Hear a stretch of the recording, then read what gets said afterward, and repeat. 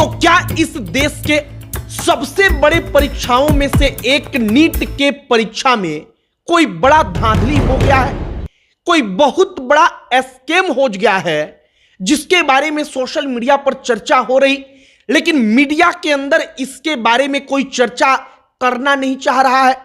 आखिरकार नीट का एग्जाम देने वाले जो कैंडिडेट हैं, जो छात्र हैं, वो किस बात को लेकर सोशल मीडिया पर मुहिम चला रहे हैं।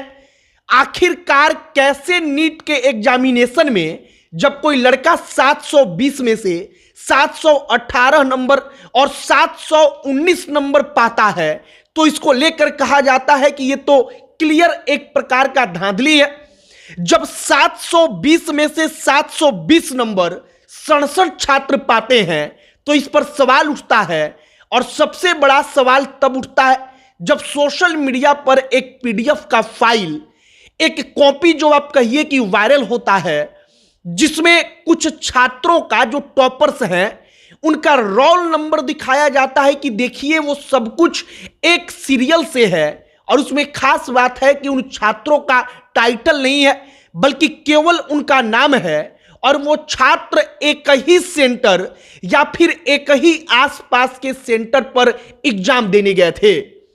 अब नीट एग्जामिनेशन में स्कैम का क्या मामला है, आखिरकार नीट एग्जामिनेशन में धांधली कैसे हुई जिसका अंदेशा जताया जा रहा है, इसके बारे में आपको सब कुछ बताएंगे, आपका कंफ्यूजन क्लियर करेंगे।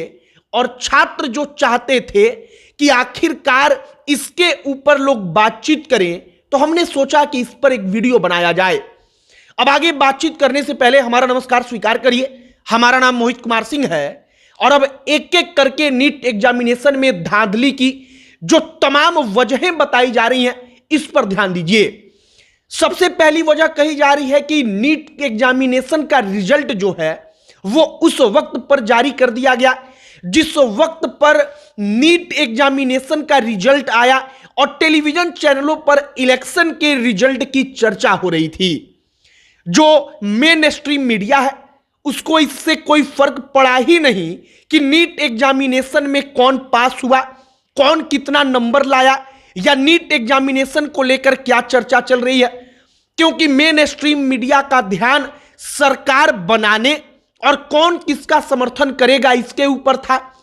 अब यहां से पॉइंट यह निकल कर आता है, कहा जाता है कि जो एक प्रकार से मानकर चला जा रहा था कि नीट का रिजल्ट आउट होगा, नीट का रिजल्ट पब्लिश किया जाएगा, वो लगभग 10 दिन पहले अनुमान के मुताबिक जो तारीख थी उससे 10 दिन पहले जारी कर दिया गया। अब कहा जा रहा है कि जानबूझकर ऐसा वक्त चूज किया गया कि ऐसे वक्त में जब रिजल्ट आएगा तो कोई चर्चा नहीं होगी।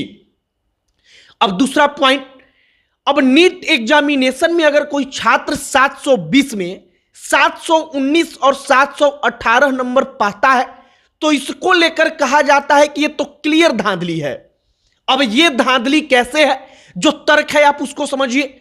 अगर मान लीजिए कि नीट का पेपर जो छात्र जो कैंडिडेट देने गया, अगर उसका एक क्वेश्चन भी गलत होता है तो उसके 4 नंबर कट जाते हैं, और उसने गलत क्वेश्चन पे टिक लगा दिया तो निगेटिव जो माइनस मार्किंग होता है उसके एवज में 1 नंबर कटेगा, तो कुल मिलाकर 5 नंबर कटेगा अगर उसने एक क्वेश्चन गलत कर दिया। तो इस आधार पर कम से कम जो छात्र एक भी क्वेश्चन गलती करेगा तो उसको 720 में से 715 नंबर मिलेगा। अगर कोई छात्र एक क्वेश्चन छोड़ देता है तब उसके कम से कम 4 नंबर कटेंगे, क्योंकि ये क्वेश्चन 4 नंबर का होता है।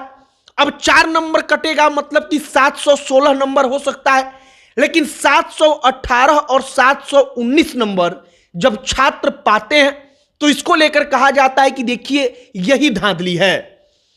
अब जो नीट का एग्जाम रेगुलेट कराने वाली संस्था है, जो सरकार की संस्था है, जो ये तमाम चीजें देखती है, वो क्या कहती है, वो कहती है कि कुछ छात्रों को कंपनसेशन के तौर पर नंबर दिया गया है, ग्रेस मार्किंग कहा जाता है कि दिया गया है, और इसके कारण उनका स्कोर 718 और 719 चला गया। अब यहां पर सवाल उठ रहा है कि आखिरकार किस बात का कंपनसेशन, किस बात का ग्रेस मार्किंग, उनका कहना है और कई सारे तर्क हैं। अब उन तमाम तर्कों के बारे में आगे बातचीत करेंगे, लेकिन फिलहाल छात्र जो सवाल उठा रहे हैं इस वीडियो में केवल छात्रों की बात को करेंगे। अब तीसरा पॉइंट जो छात्र कहते हैं वो दिखाते हैं कि देखिए जो टॉपर्स हैं उनमें से 8 छात्र लगातार ऐसे हैं जिनका नंबर 720, 8 में से 6 छात्रों का, और 2 छात्रों को 718 और 719 नंबर मिलता है। और उनका जो सीरियल नंबर आप देखेंगे, रोल नंबर, तो आपको पता चलेगा कि उनका परीक्षा केंद्र एक ही सेंटर पर था या एक ही सेंटर के आसपास के वो सारे छात्र हैं। गौर करने वाली बात है कि उन छात्रों का केवल नाम है, उनके नाम के आगे का टाइटल गायब है। अब इसको लेकर कहा जा रहा है कि ये स्कैम है, ये धांधली है, क्योंकि कोई सेंटर मैनेज होगा तभी यह संभव है कि एक ही सेंटर से लगातार टॉपर निकलकर सामने आ जाएं। अब इसको लेकर छात्र जो हैं वो संदेह जताते हैं।